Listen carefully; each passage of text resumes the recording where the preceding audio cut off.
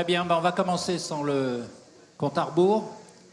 Si vous voulez bien vous asseoir. We're going to start, if you don't mind. Please take your seats. I would like to thank you all for being here. Sir, please, can you take your seat?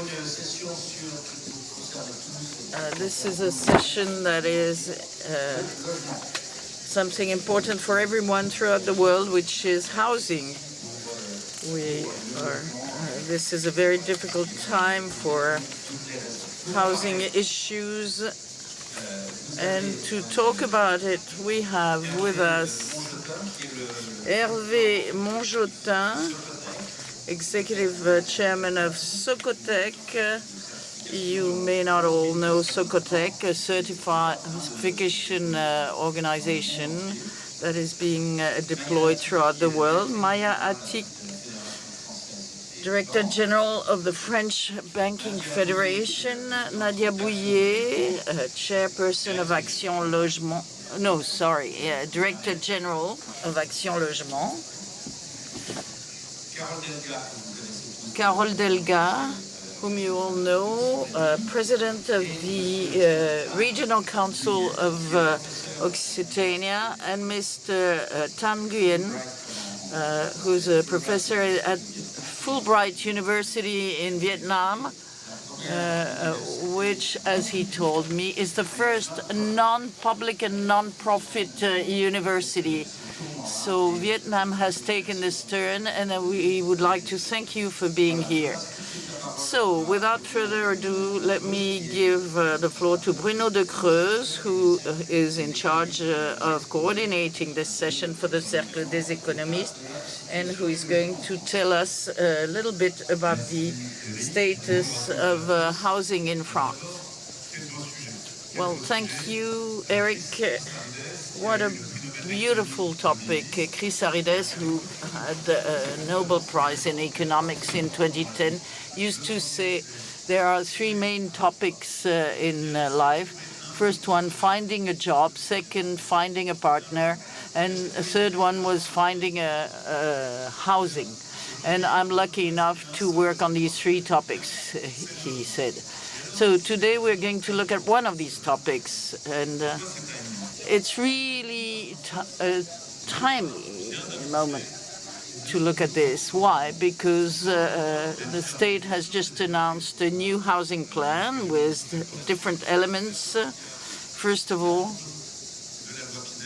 they are giving up what was called Loi Pinel law, the evolution of the zero-rate loan, the purchase of the empty housing by the state, the extension of the Visal guarantee that covers failing tenants when they don't pay their rent, and also the liberation of land tenure.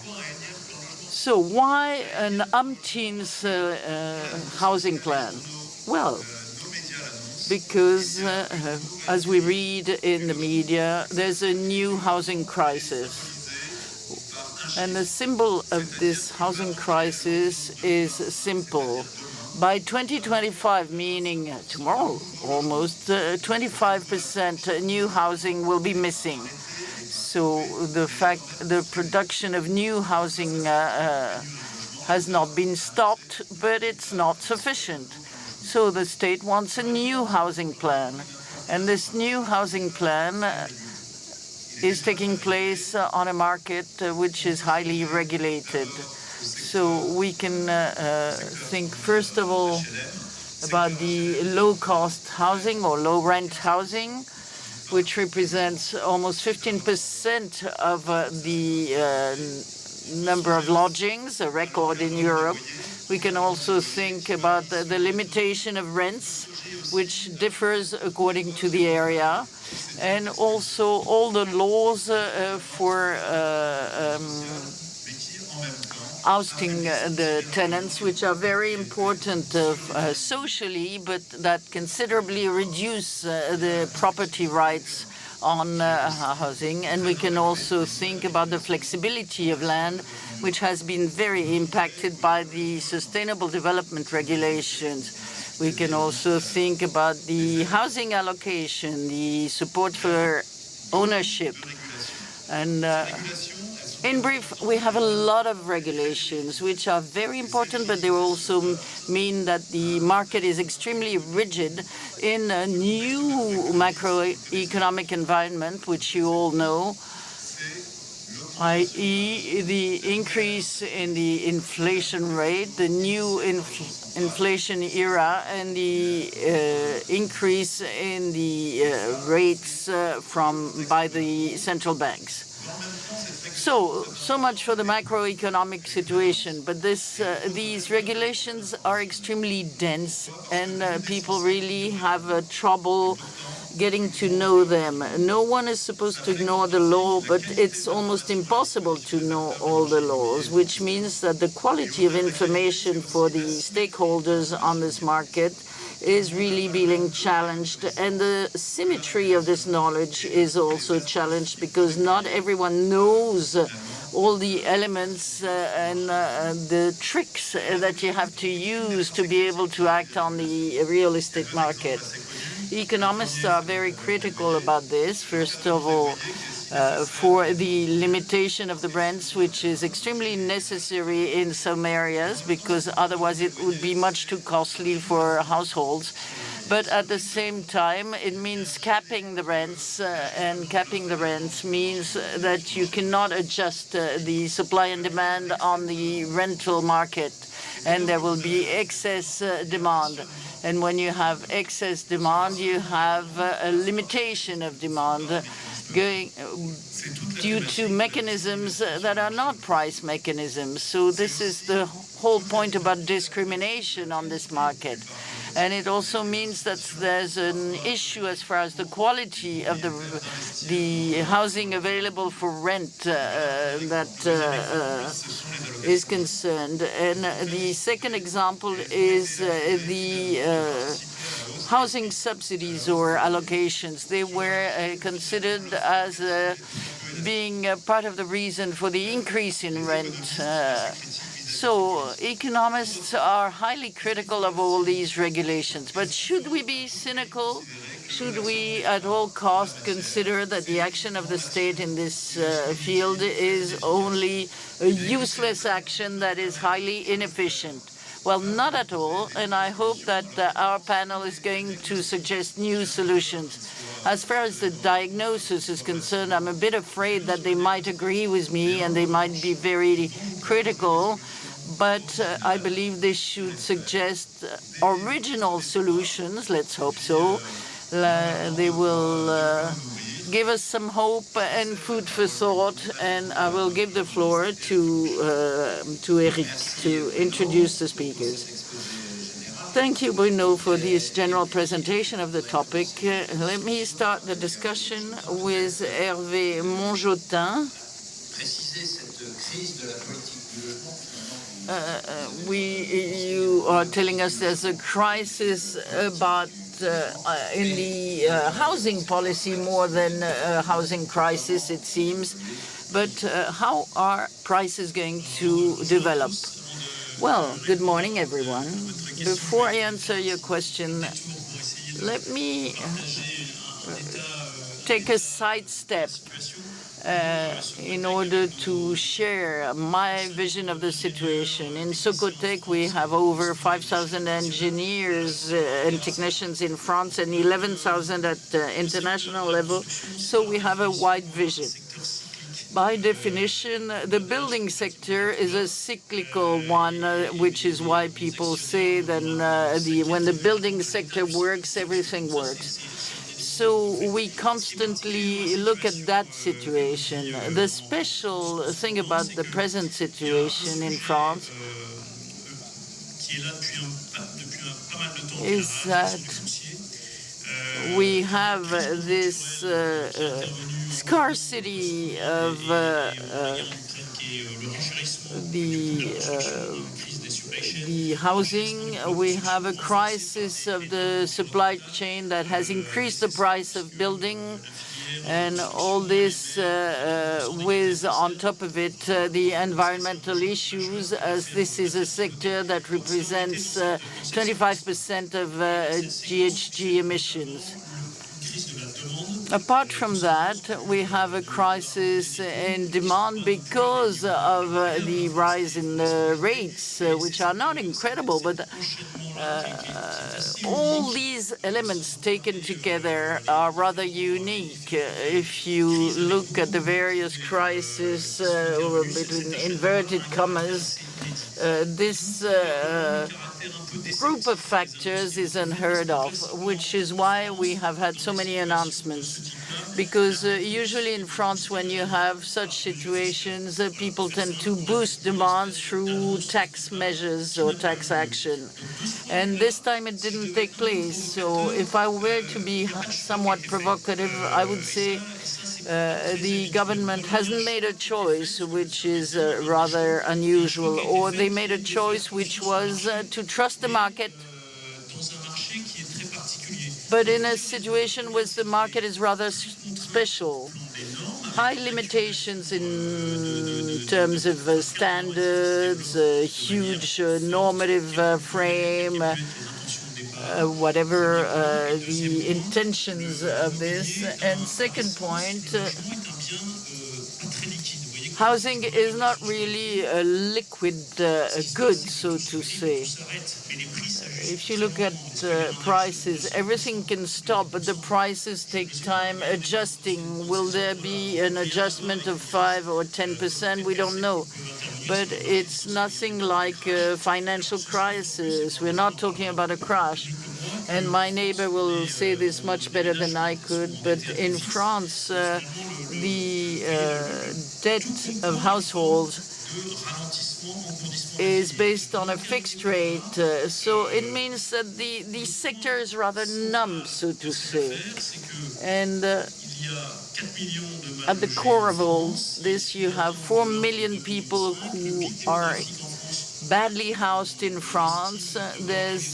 In view of the demography, we'll have a demand that will continue growing until 2040, all the more so that the social behaviors mean there's more demand than demography might lead to, with single parents, etc. And because of all this,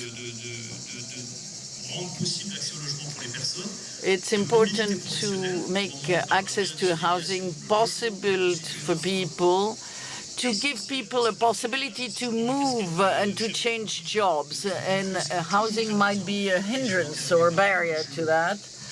And there's also a major element of social cohesion, social cement, because we're progressively building a society of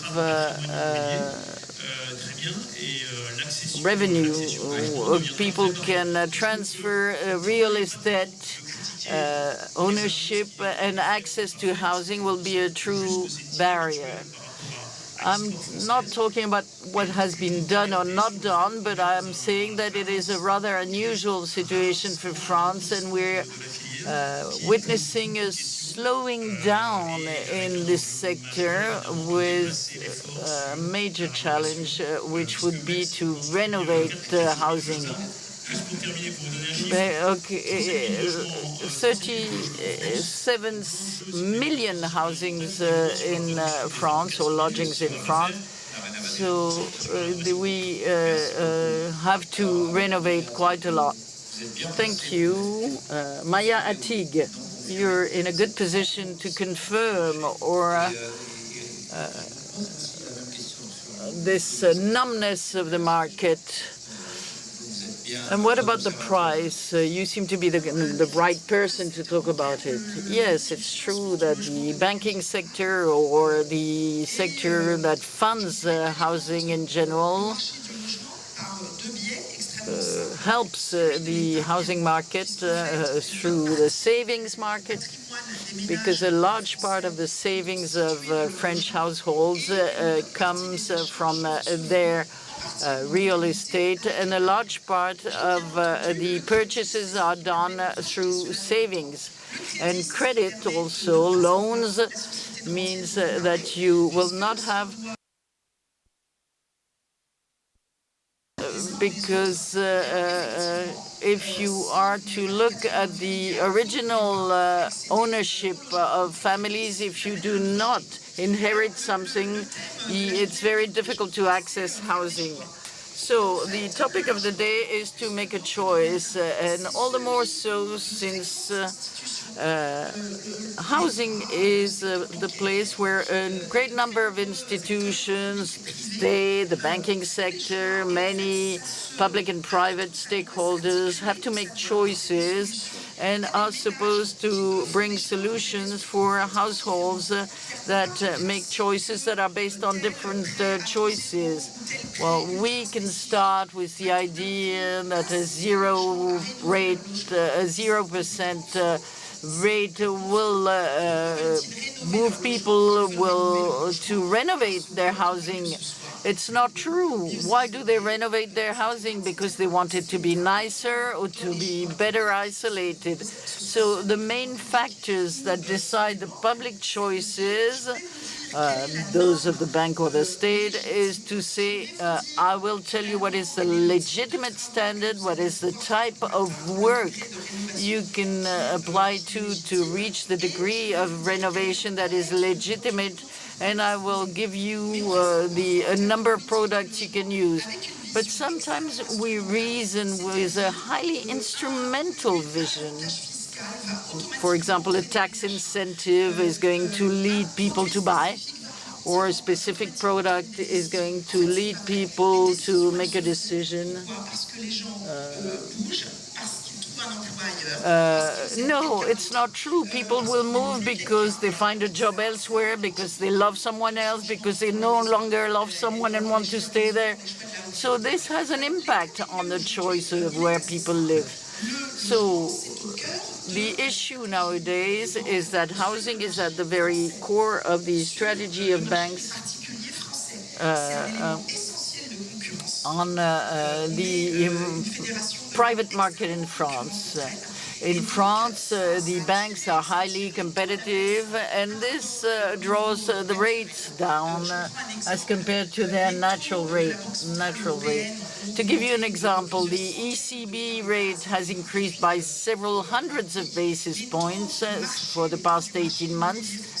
The rate on the French real estate market increased twice or at a slower pace than the rest of Europe, half the pace of the rest of Europe. So this means that we're still funding real estate in France much cheaper than elsewhere, and you still find funds at a fixed rate. 96% is at a fixed rate, while in Europe it's about 60%. And fixed rate means that your housing budget is not going to change for several years. And I would like to finish with one point, which is the production of real estate credit these days. We're saying it is reduced. Yes, it's reduced, but the rates in 2021, 2022 were extremely high. 22 billion, even 25 billion euros per month of new loans. Now we're talking about 15 billion. 15 billion euros is still very high. It's the monthly level of loans that we had in 2016 at a time when the prices were much higher, which means that for the same amount of loans, you have one room less or you have to live further. So you have to make your choice when the collective offer changes. Thank you. Well, thank you very much. Another aspect is social housing. Nadia Bouillet, you wanted to tell us that France is the country with the greatest number of social housing? how does it work? Well, let me first pick up on what Maya Attig was saying about having to make a choice.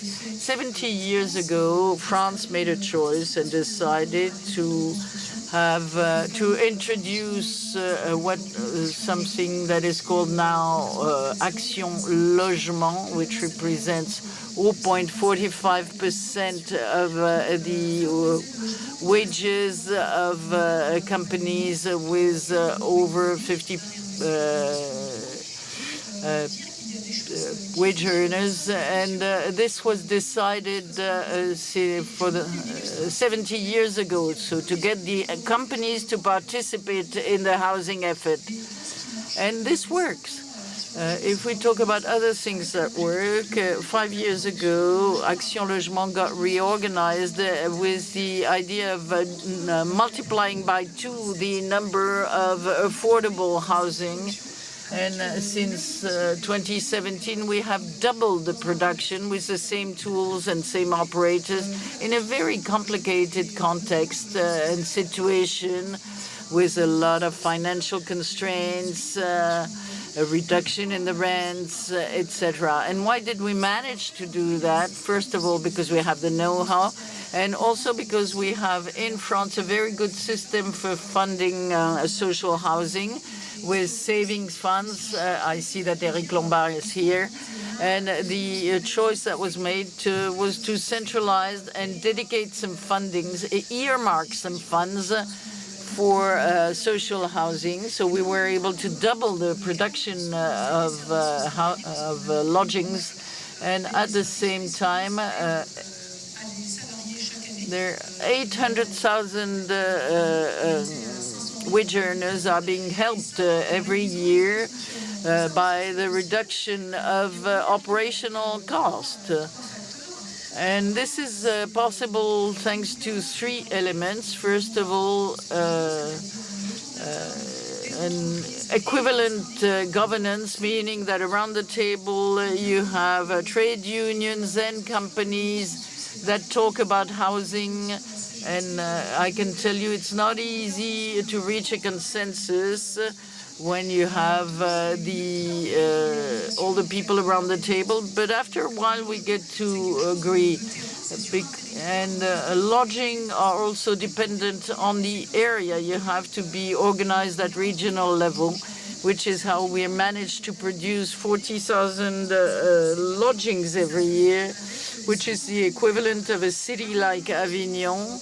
We have about 50 operators and 1 million lodgings in the fleet or in stock. And it's true that, as you say, the market is extremely limited and rigid. So how can we get organized? So an operator like Action Logement does not establish the rules or decide on the rules. So based on the existing rules, what can we do to overcome the issues? For example, the Visal guarantee, when a youngsters who is under 30 has no hedging or no guarantee, the Visal guarantee can take over, and it's an issue. And this really is a way of giving a positive discrimination. I believe my time is over. I'll come back to this later on. Thank you very much for painting this with positive elements. Thank you. So, Carole Delga, you deal with the region Occitanie-Pyrénées and elsewhere in France. How do you view this policy? How do you view this crisis when it comes to housing? Good morning, everybody. This housing crisis, well, we sense the effects in the field already because we're not building enough houses or renovating houses, whereas we have a population that is increasing. At the same time, lifestyles plus reindustrialization are putting a lot of pressure on the housing market. So we're not providing enough housing, and this is creating a lot of social tension. The president of the Association of Mayors and the Association of the Department and myself met together not long ago. And we talked about this social tension that's becoming very patent around the country. Citizens find it difficult to find affordable housing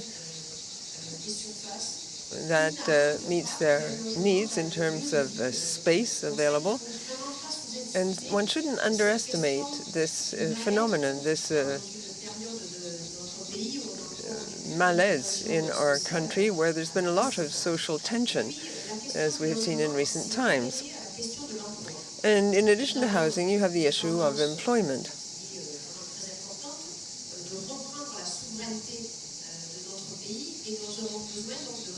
We wanted to reindustrialize the country to become really sovereign once again.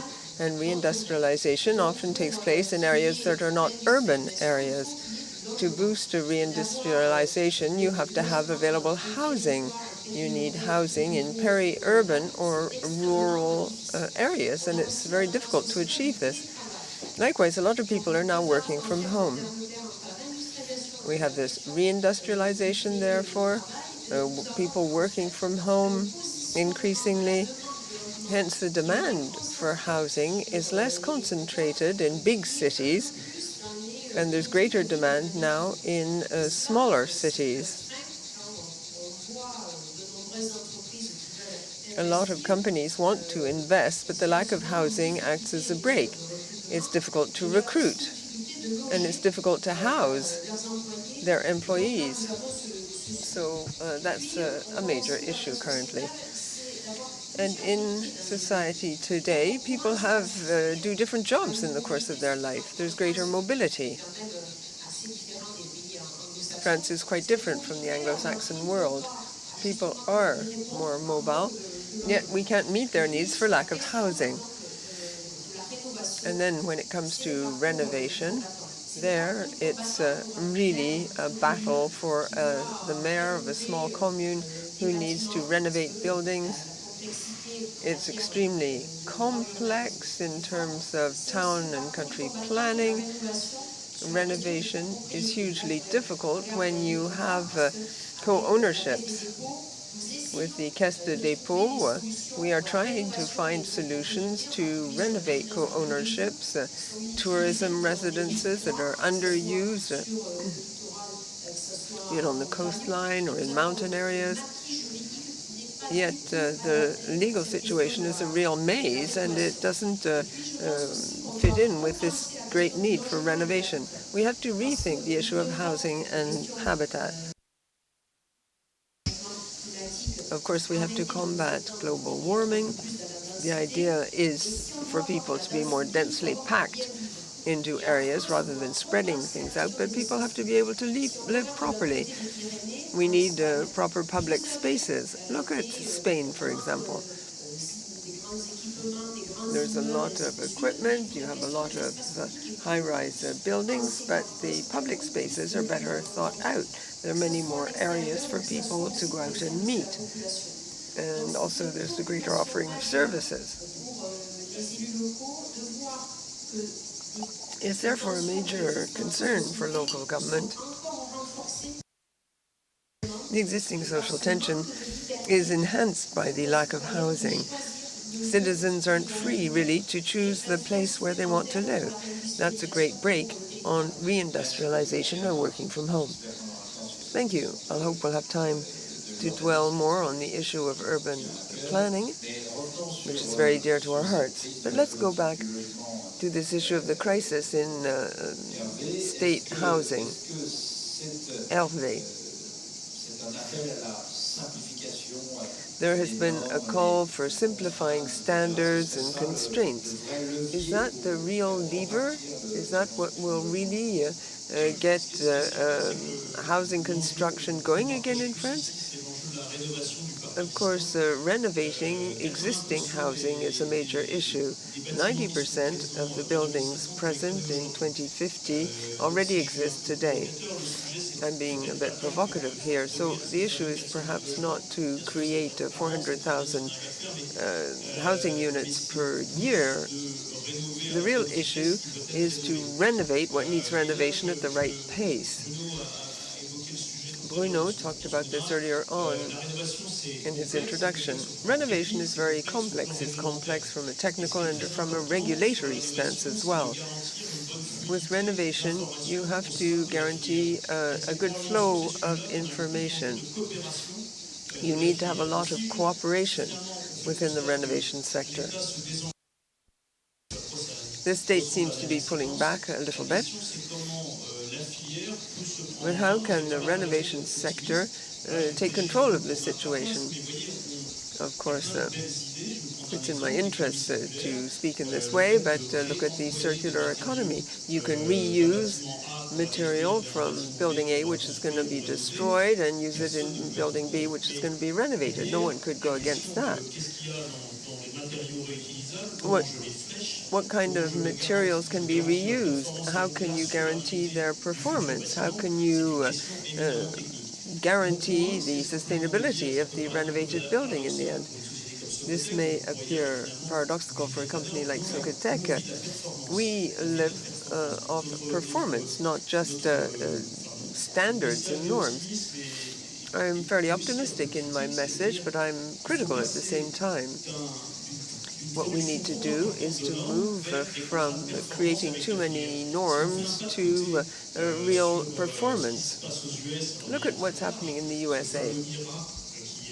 You have the IRA, the Inflation Reduction Act, which people talk about a lot. The idea is that you place your trust in economic players. You say they're going to be able to cooperate. They can produce something that's virtuous in terms of performance.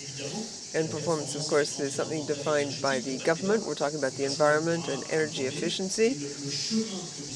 The pathway taken to reach these goals, that is something that the players in the area are free to choose. What's most spectacular, and I'll give you another example, is access to financing for energy renovation. That's quite a recent issue. It dates from 10 or 15 years ago. We've created a whole maze of forms of assistance or subsidies. This is something we created in France over 10 or 15 years. There are many companies which I think about buying. But the purpose of these companies is simply to navigate this maze that we've all created. So when it comes to renovation, I think we are too French. We have too many standards. We should place more trust in the ability of the renovation sector to cooperate and meet together. Everyone knows that there is an environmental emergency. No one contests that. Who's going to organize the renovation sector? Who will be the leader? I fully agree with what's just been said. On the banking side, we are players in housing. We have the same acronym practically as people who work in companies in housing.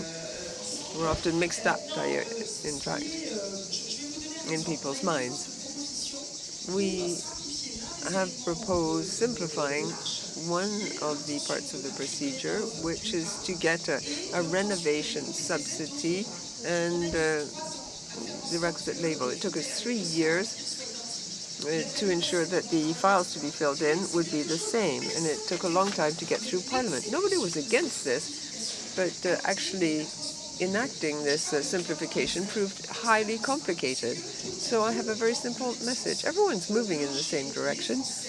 House French people in a healthy, sustainable manner and help them to achieve their projects. I think you have to be very simple in that respect. And then the players, there's another simple message. We have to place our trust in them. Banks are there to finance housing in a healthy way. We don't want people to become overly indebted. We want to avoid speculative bubbles. We want to finance the projects of our customers. It's a very simple matter. And then it's up to households to choose. Where do you want to live? Do you want to be an owner or a tenant? Do you want to renovate? And if so, how? And you give them the tools based on transparency. You tell them what standard will apply and assure them that the standard won't change every other day. So be it to buy, to renovate, things should be simple. And then when it comes to financing, the banks are there, the government, the regions, there's a whole range of possible solutions out there. It's not a solution that creates a project. We have to reassure the investors in housing and the future owners so that everyone can put together their project and the financing will be there to accompany it. We need to reassure people. That will enable people to think through their project, and then they will have this assurance that things won't be overly complicated when you actually roll out the project. Carole, you are the woman politician here at the round table. Do you share the feeling that this new government housing plan is a step backwards almost, or do you think that we are moving in the right direction? Do you think that more things should be handed over to you, or on the contrary, do you think that departments and communes are in a better position to achieve the simplification we've been talking about? I don't want to be euphemistic, but in the regions we were very surprised by the government plan, which is not at all ambitious, and there aren't very many tools made available.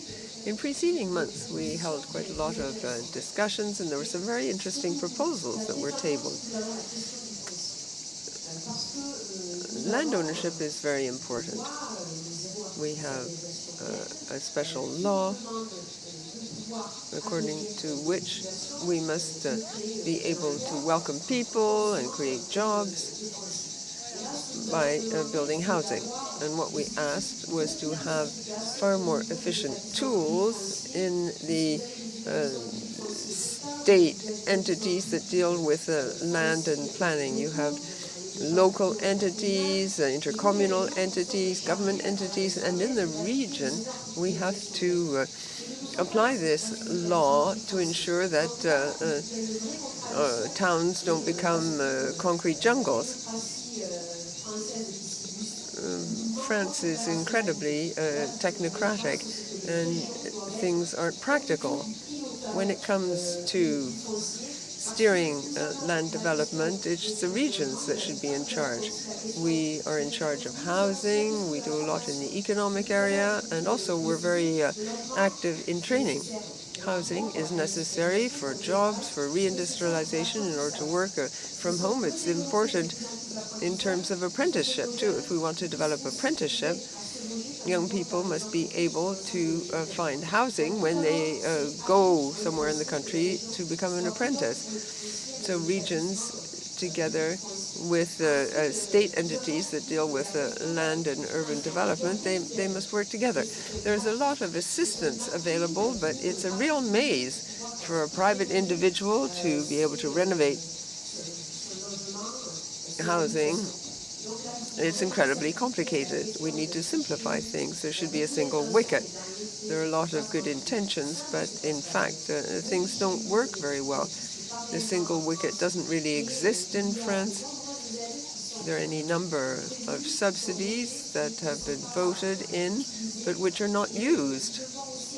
I think also that we should realize that with inflation and interest rates which are rising, there are more and more financial difficulties for households. They need to be able to get the subsidies well beforehand, and we advance these subsidies in our region to the individuals.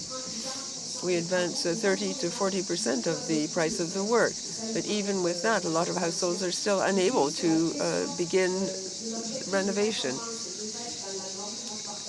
Now, in terms of energy performance and standards, we have to be flexible. We have to put our trust in construction professionals, and construction techniques that are innovative should be used, either by using certain materials like wood and stone.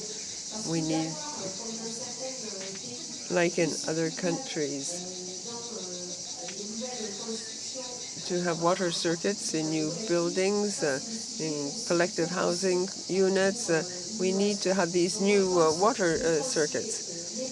So we have the land issue, the regions, simplify this matter of a single wicket for subsidies, advance subsidies for the poorest households, attain goals in terms of energy performance. We need to take account of new techniques in building and the various modes of energy consumption. Energy consumption should be lower, water consumption as well. It should be different. You need to have two water circuits, for example, so you can reuse certain kinds of wastewaters. Thank you very much.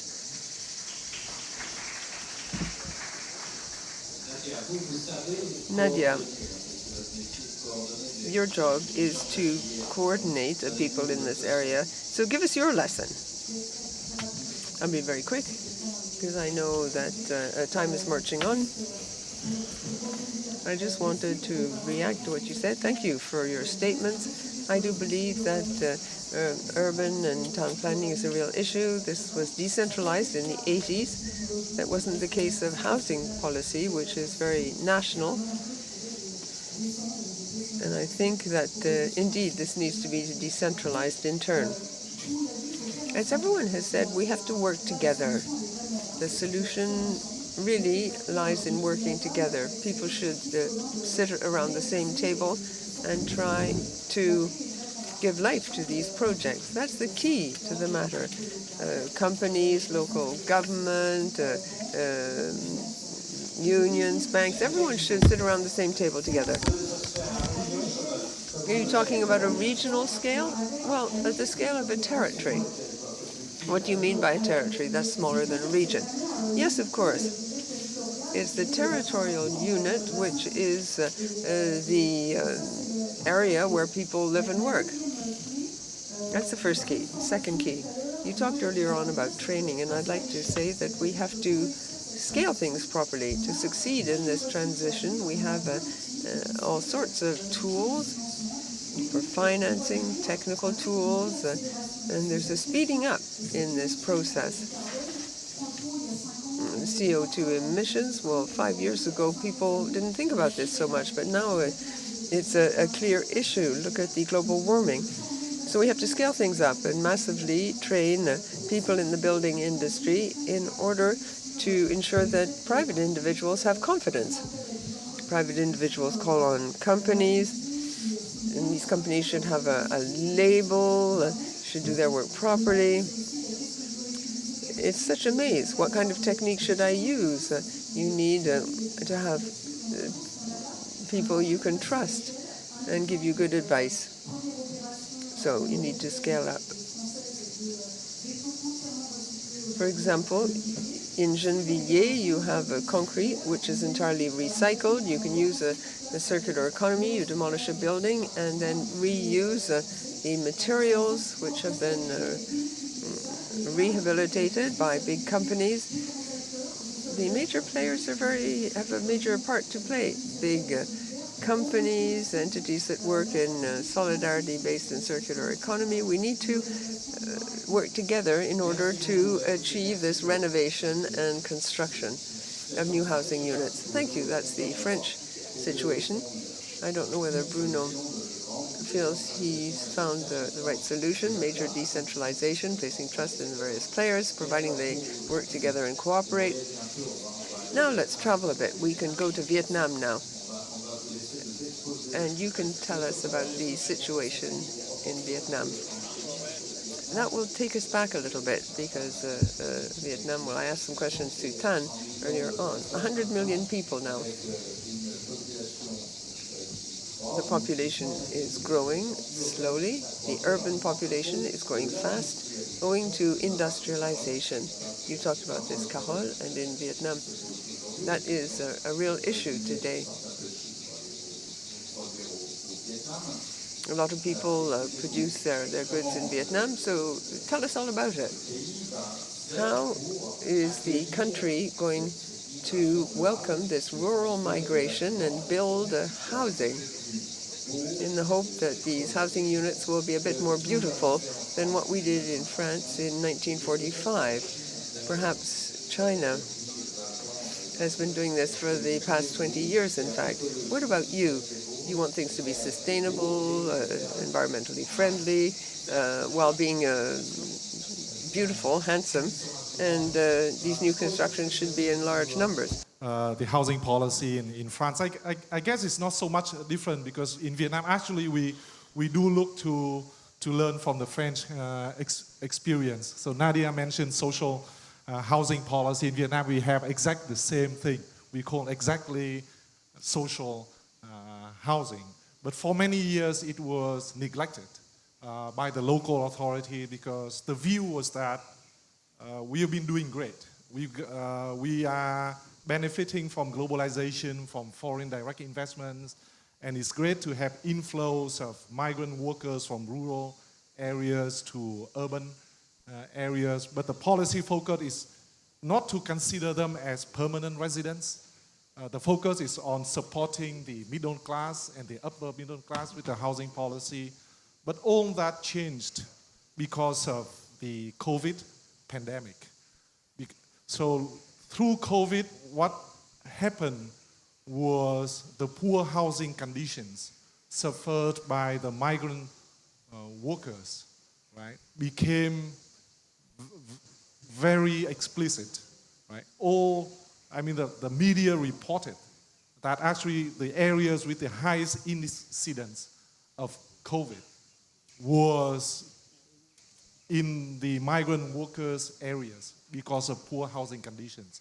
And that led to a public outcry in 2021 and forced both the central government and provincial governments to change policy, to map out a comprehensively new social housing policy aimed at supporting migrant workers.